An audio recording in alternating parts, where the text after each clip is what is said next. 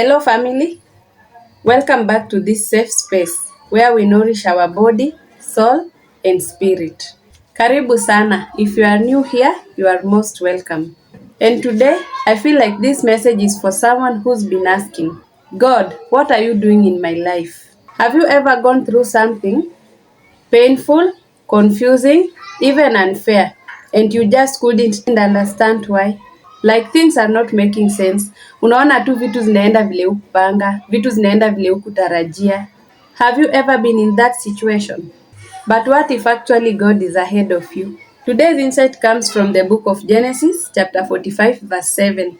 The whole of last week I've been reading about the story of Joseph, how he was betrayed, how he was sold as a slave, and how he faced a lot of painful experience in his life. We know that Joseph was the son of Jacob. Jacob had 12 sons, and Joseph was his favorite. He blessed him with a coat of many colors. Yeah, most of us we know that story. It's in the book of Genesis.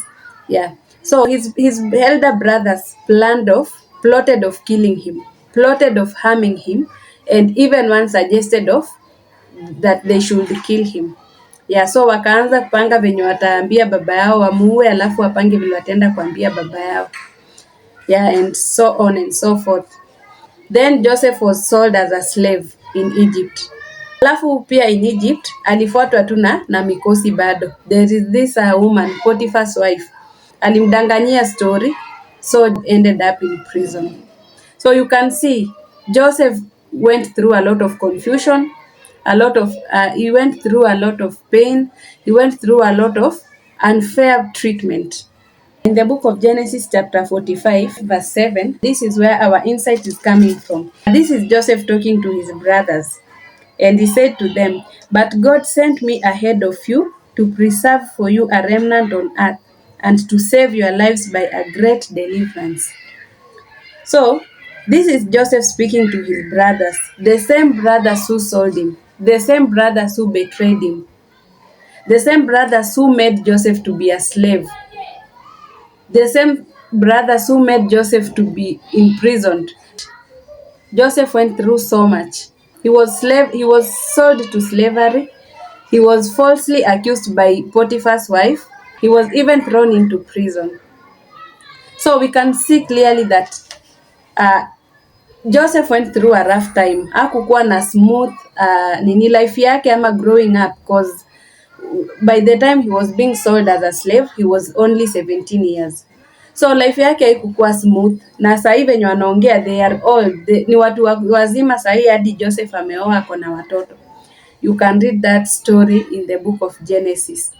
You see, kuanzia hapo 40 utapata hiyo story hapo. 40, 41, 42, this is 45 na bado inaendelea. So, clearly Joseph went through a lot. All this hurt that Joseph went through, imagine bado alikuwa na ndoto ya God. Before even his brothers wamuuze, was sharing the dreams with his father and his brothers. Alikuwa amepata dream from God. But he had to go through all this pain, through all this betrayal. He was stabbed in the back by his own brothers. And when he finally met his brothers, he doesn't say that you betrayed me, you stabbed me on the back, you sold me as a slave. No. We don't see Joseph blaming his brothers. We don't see Joseph regretting on what his brothers did to him. He never said to his brothers that you ruined my life. But what did he say to them instead?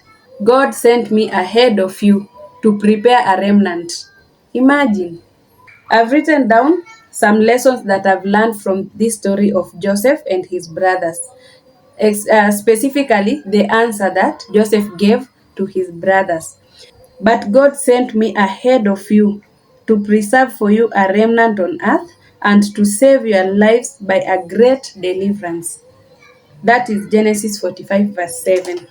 So the first lesson that I've learned from this story is God is working behind the scenes. Yeah. Joseph realized that everything that he went through, God was still working behind the scene. From his dream being turned down by his father and his brothers, him being sold as a slave, being accused falsely, being thrown into the prison, Joseph still believed that God was working. Joseph still believed that everything that he went through, God was still in control. And even in the pain that he went through, the pain of being sold by, kwanza alikuwa auliwe. Kama tu sio brother yake Ruben kuintervene na kusema badala ya kumuua, let us throw him into a pit, wangemuua. So alikuwa na hiyo pain. Unaona? Akaenda kwa Potiphar's wife, kwa Potiphar's house, akakuwa accused falsely. Akatupwa kwa prison, akaanza kuserve for all those years na hakuna kitu alikuwa amefanya. He was totally innocent. You see? But all that, even in the pain, even in the waiting, God was still working. The lesson number 2 that I've learned from the story of Joseph is, what looks like rejection can be a redirection. So wale brothers zake walidhani wanamtoa kwa story, walidhani wamemmaliza, wamemdelete hivyo completely, hata waisikika. But hawakuwa wanajua that God alikuwa anampeleka kwa purpose yake. Because tunaona huko kwenye aliuzwa to the Egyptian, huko ndiye alienda kufanikiwa na akakuwa prime minister. Sometimes hiyo job ilikata, maybe you've done a lot of interviews, hakuna hata moja yenye come through. Ama ulikuwa unafanya job pali fulani, watu wakakudanga, people accused you falsely, wakapea boss vitina, ukaachishwa kazi. Maybe that relationship didn't work. Maybe this time hauku pass exam, or you didn't get the result that you are expecting. Maybe there is something you've been trusting God for na delay sana, and that delay inakuumiza. Even in that delay, even in that pain, even in that whatever you are going through, God is redirecting you. God is redirecting your steps. God is redirecting you to your purpose. The next point, the next lesson that I've learned from the story of Joseph is, God's plan is bigger than you. Yeah, plans za God kwa life yako, they are bigger than you. You see, Joseph hakusave tu life yake, hakusave tu life ya brothers zake, alisave he saved many nations. Hiyo tu kuenda huko kukua prime minister, kupreserve your food, unacheki.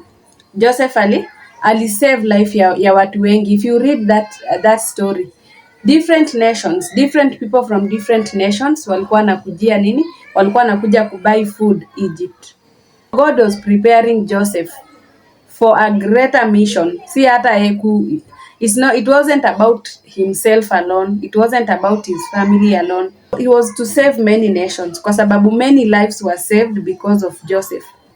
So you might be going through something today, or mwingine anaweza kuwa anapitia kitu leo, and you don't know. Your breakthrough might help someone tomorrow.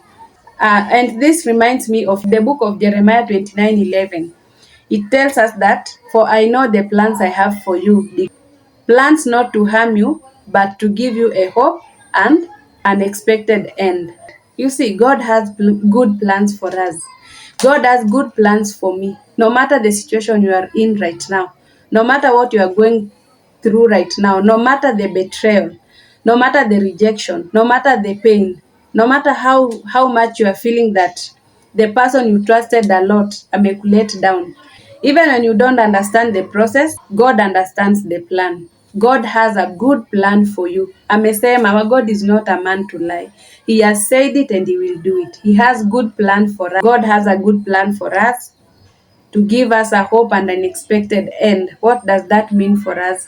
That situation that you are passing through right now, God anaijua, and he sees it, and he still has a plan. He understands the plan that he has towards you. Ile challenge unapitia kwa biashara, ile challenge unapitia kwa relationship yako, ile challenge unapitia kwa shule, ile challenge unapitia kwa masomo yako, God has a plan. He understands the plan that he has for you.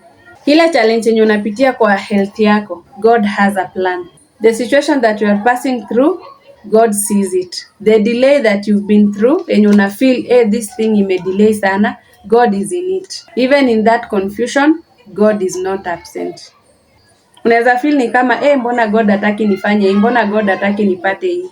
He's not blocking you, he's positioning you. Hata venye Joseph alikuwa Joseph brother zake walikuwa anajaribu kumzuia juu ya ndoto yenye alikuwa amekuwa nayo. God alikuwa tu bado na yeye. and God was preparing for something great. The destiny of Joseph was in God's hand, and at the end tunaona Joseph akipata ushindi. Tunaona Joseph akifanywa kukuwa prime minister kwa nchi yenye si yao. Imagine you are a foreigner, you go to that land na unakuwa recognized, unakuwa acknowledged by even the president of that country, the king of that country, na unapewa even power, unarule watu wengine wote. That's favor. So when you feel like God is blocking you, no, he is not blocking you. He's positioning you. He's preparing you. So instead of asking, why is this happening to me? Why do I have to go through all this? Why do I have to go through all this shame? Why do I have to go through all this embarrassment? Why do I have to go through all this rejection? Try asking, God, what are you preparing for me? Uliza tu Mungu. Kwa hiyo yote yenye napitia, usimuulize why am I going through this? Ask him, why are you preparing me for? Unani prepare nifanye nini? Unataka kuniposition nifanye aje? You see? Ask God. Start asking God, what are you preparing me for? Ni nini, what is ahead of me that you are preparing me for? And just like Joseph, one day it will make sense. Whatever you are going through right now, that sickness, that storm, that delay, it will make sense one day. That confusion, it will make sense one day. One day utaangalia nyuma na utasema, God, kumbe you are there all along. Unaona? Sasa hivi venye una feel tu uko peke yako, kuna siku utaangalia nyuma useme, he, kumbe God was with me all along. Kumbe God was working behind the scene. Kumbe God was in control na mimi sikujua. If this message has encouraged you, share it with someone who needs it. But remember, God is already ahead of you. See you in the next one. Bye.